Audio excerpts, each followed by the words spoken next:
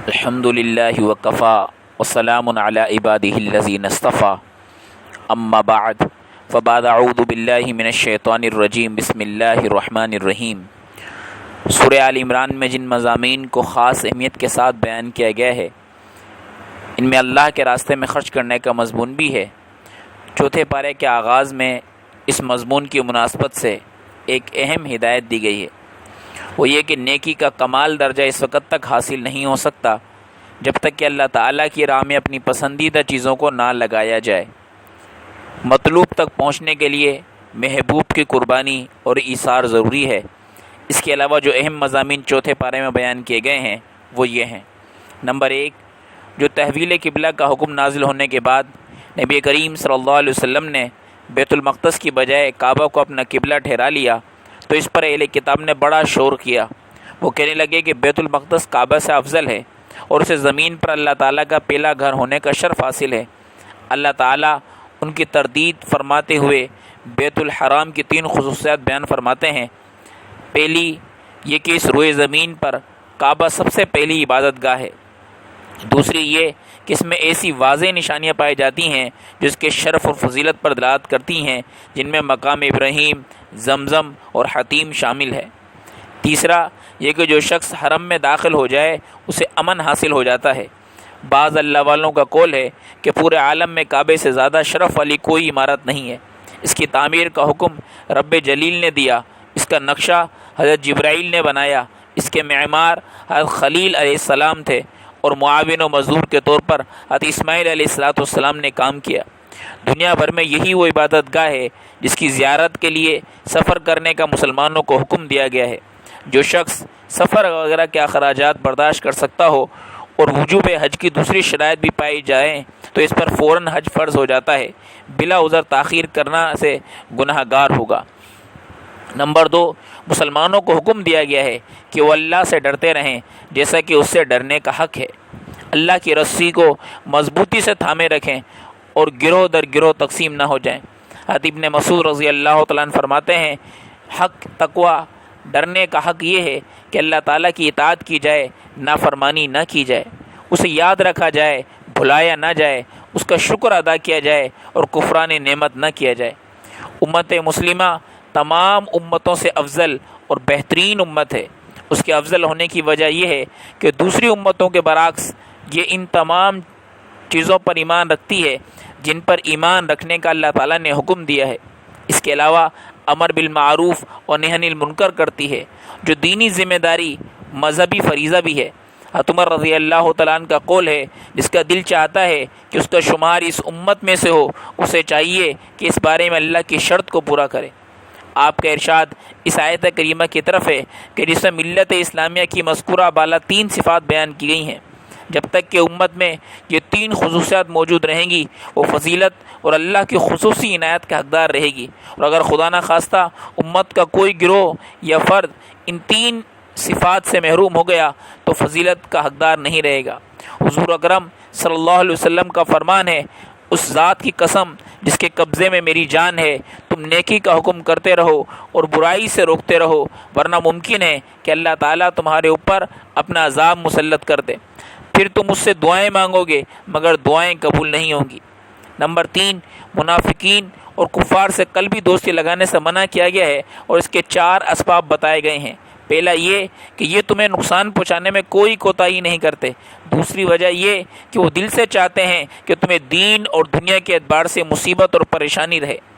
Number 3 یہ کہ ان کے چہرے اور ان کی باتوں سے تمہارے لیے بغض اور عداوت ظاہر ہوتا ہے۔ نمبر 4 یہ کہ ان کے دلوں میں جو بغض اور حسد چھپا ہوئے، اگر ان باتوں کا تمہیں علم ہو جائے تو وہ کہیں زیادہ سخت ہے۔ نمبر 4 منافقوں کو رازدار اور دلی دوست بنانے سے منع کرنے کے بعد غزوہ بدر کا ذکر ہے، جس میں تمام اسلامی غزوات کا تاج ہونے کا شرف حاصل ہے۔ اس غزوے کے شرکاء نے جہاں خود جرت اور بہادری کی انوکھی مثالیں قائم کی، وہیں اللہ تعالیٰ کی قدرت اور غیبی مدد کے مظاہر اپنی آنکھوں سے دیکھے۔ مسلمانوں کی تعداد اس غزوے میں بہت تھوڑی تھی، اسلحہ بھی نہ ہونے کے برابر تھا۔ اس غزوے سے 2 بڑے سبق مسلمانوں کو حاصل ہوتے ہیں۔ نمبر 1، جنگ میں فتح صرف اسلحے کی کثرت اور افرادی قوت کی بنا پر حاصل نہیں ہو سکتی، بلکہ اس کی بنیادی شرط ایمان اور یقین اور اتباع سنت اور استقامت ہے۔ دوسرا یہ کہ جب تک مسلمان حق پر ثابت قدم رہیں گے، اللہ کی رسی کو مضبوطی سے پکڑے رہیں گے، انہیں اللہ کی مدد حاصل رہے گی اور وہ غالب رہیں گے۔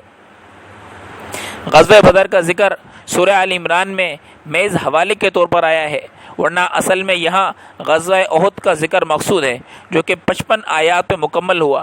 ان آیات میں شکست کے اسباب اور حکمتیں بیان کی گئی ہیں، تنبیہ بھی ہے، فہمائش بھی ہے، تنقید بھی ہے، تعریف بھی ہے، جیسے کہ تاریخ اسلامی سے معمولی شبہت رکھنے والا ہر شخص جانتا ہے کہ غزوہ بدر میں قریش ذلت آمیز شکست سے دوچار ہوئے تھے۔ انہوں نے اس شکست کا انتقام لینے کے لیے بھرپور تیاری کے بعد شوال 3 ہجری میں ابو سفیان کی قیادت میں مدینہ منورہ پر چڑھائی کر دی۔ قریش کا لشکر 3000 جنگجوؤں پر مشتمل تھا، جس میں 200 گھڑ سوار، 700 زرہ پوش اور 3000 اونٹ تھے۔ 500 عورتیں بھی ساتھ تھیں۔ قریش کے 3000 کے لشکر کے مقابلے میں مسلمانوں کی تعداد صرف 700 تھی۔ حضور اکرم صلی اللہ علیہ وسلم نے حضرت عبداللہ بن جبیر کی قیادت میں 50 سواروں کا ایک دستہ اپنے عقب یعنی پیچھے کی طرف پہاڑی پر متعین فرما دیا۔ اس پہاڑی کو جبل الرمات کے نام سے یاد کیا جاتا ہے۔ آپ نے اس دستے کو تاکید فرمائی کہ فتح ہو یا شکست کسی صورت بھی یہاں سے نہ ہٹیں، یہاں تک کہ اگر تم دیکھو کہ پرندے ہماری لاشیں نوچ رہے ہیں تو بھی یہاں سے نہ ہٹنا۔ سپہ سالار اعظم صلی اللہ علیہ وسلم نے اسلامی مجاہدین کو میدان میں اس طرح پھیلا دیا کہ قریش دو بدو مقابلہ کرنے پر مجبور ہو گیا اور اس کے لیے اپنے سواروں کو استعمال کرنا ممکن نہ رہا۔ انفرادی مقابلے میں قریش کے 8 علمبردار قتل ہو گئے، جس سے قریشی لشکر کی ہمتیں پست ہو گئیں۔ حضرت علی، حضرت حمزہ اور حضرت ابو دجانہ رضی اللہ عنہ اجمعین جسے اسلامی شیروں کے حملے اس قدر شدید تھے کہ مشرکوں کے قدم اکھڑ گئے اور وہ میدان جنگ چھوڑ کر بھاگ کھڑے ہوئے۔ قریشی لشکر کی شکست دیکھ کر جبل الرمات کے تیر اندازوں نے بھی اپنی جگہ چھوڑ دی اور 10 مجاہدین کے سوا سب مال غنیمت جمع کرنے میں مصروف ہو گئے۔ خالد بن ولید اس وقت تک ابھی اسلام قبول نہیں کیا تھا، جو کہ عقب سے حملہ کرنے میں ناکام رہا تھا۔ اسے سنہری موقع ہاتھ آ گیا اور اس نے جبل الرمات پر موجودہ چند تیر اندازوں کو رونتے ہوئے زوردار حملہ کر دیا۔ اسلامی فوج اس شدید حملے سے غافل تھی۔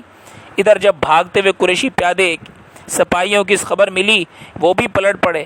اب اسلامی لشکر 2 طرفہ حملے کا شکار ہو گیا اور یوں بظاہر ایک چھوٹی سی غلطی کی وجہ سے مسلمانوں کی فتح شکست میں تبدیل ہو گئی۔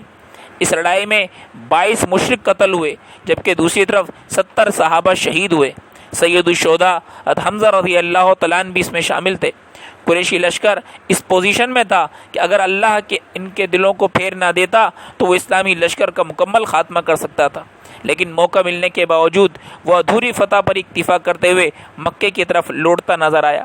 منافقین نے اپنی فطرت کے مطابق وسوسہ اندازی شروع کی۔ اگر مسلمان حق پر ہوتے تو انہیں ہرگز شکست نہ ہوتی۔ اس لیے 55 آیات میں غزوہ احد پر تبصرہ کرنے کے بعد 25 آیات میں منافقین کا تذکرہ ہے، جو فتنہ فساد کا کوئی موقع ہاتھ سے جانے نہیں دیتے۔ احد کے شہداء کی تدفین سے فارغ ہونے کے بعد ہمارے آقا صلی اللہ علیہ وسلم کو اطلاع ملی کہ ابو سفیان کو روحہ کے مقام پر پہنچ کر اپنی اس غلطی کا احساس ہوا ہے کہ جنگ کے اہداف پوری طرح حاصل کیے بغیر لوٹ آیا ہوں، اور اپنے ساتھیوں کی ملامت کی وجہ سے وہ دوبارہ مدینہ منورہ پر حملہ آور ہونے کا ارادہ کر رہا۔ آپ اس کے ارادے کی خبر سن کر خود ہی قریشی لشکر کے تعاقب میں چل پڑے اور ساتھ یہ شرط بھی لگا دی کہ تعاقب میں صرف انہی مجاہدین کو جانے کی اجازت ہے جو کل جنگ میں شریک تھے۔ آپ اندازہ کیجئے صحابہ رضی اللہ عنہ اجمعین کے ایمان و یقین کا، عزم و وفا کا، کہ ابھی 70 شہداء کو دفن کر کے فارغ ہوئے ہیں، زخموں سے تھکاوٹ سے نڈھال ہیں، لیکن انہوں نے اپنے محبوب آقا صلی اللہ علیہ وسلم کی دعوت پر لبیک کہا اور انتہائی تیزی سے سفر کرتے ہوئے مدینہ سے 8 میل دور حمراء الاسد کے مقام تک جا پہنچے۔ اللہ تعالیٰ نے مشرکین کے دلوں میں رعب ڈال دیا اور وہ تیزی سے مکہ کی جانب کوچ کر گئے۔ مذکورہ مقام کی مناسبت سے اسے غزوہ حمراء الاسد کے نام سے یاد کیا جاتا ہے۔ اس غزوے کا تذکرہ اللہ تعالیٰ فرماتے ہیں کہ جن لوگوں نے جنگ میں زخمی ہونے کے باوجود اللہ اور رسول صلی اللہ علیہ وسلم کے حکم پر لبیک کہا، ان میں سے جو نیک اور پرہیزگار ہیں ان کے لیے اجر عظیم ہے۔ سورہ آل عمران کے آخر رکوع میں اہل ایمان کا ذکر ہے جو ہر حال میں اللہ تعالیٰ کو یاد کرتے ہیں آسمان و زمین کی تخلیق کے بارے میں غور و فکر کرتے ہیں اور اپنے پروردگار سے دعائیں کرتے رہتے ہیں۔ سورت کے اختتام پر کامیابی کے 4 اصول بیان ہوئے ہیں۔ نمبر 1، صبر، دین پر جمے رہنا، مثابرہ، دشمن کے مقابلے میں دشمن سے زیادہ استقامت اور شجاعت کا مظاہرہ کرنا، مرابطہ، دشمنان دین سے مقابلے کے لیے ہر وقت تیار رہنا، تقوی، ہر حال میں اور ہر جگہ اللہ سے ڈرتے رہنا۔ سورہ نساء کا تقریباً 1 پاؤ چوتھے پارے میں آیا ہے۔ یہ بھی مدنی صورت ہے۔ اس میں 176 آیات ہیں۔ اسے سورۃ النساء کبریٰ، بڑی سورۃ النساء بھی کہا جاتا ہے۔ اس کے مقابلے میں 28ویں پارے کی سورہ طلاق کو سورۃ النساء قصرہ، چھوٹی سورۃ النساء کہا جاتا ہے، چونکہ اس سورت میں ایسے احکام کثرت سے بیان ہوئے ہیں جن کا تعلق خواتین نساء سے ہے، اس لیے اس سورۃ النساء کا نام دیا گیا ہے۔ اس سورت کا جو حصہ چوتھے پارے میں ہے اور جو اہم مضامین ہیں وہ یہ ہیں۔ نمبر 1، یتیموں کے اموال ان کے حوالے کر دیے جائیں اور انہیں ہتھیانے یا عمدہ مال کو ردی مال میں بدلنے کی کوشش نہ کی جائے۔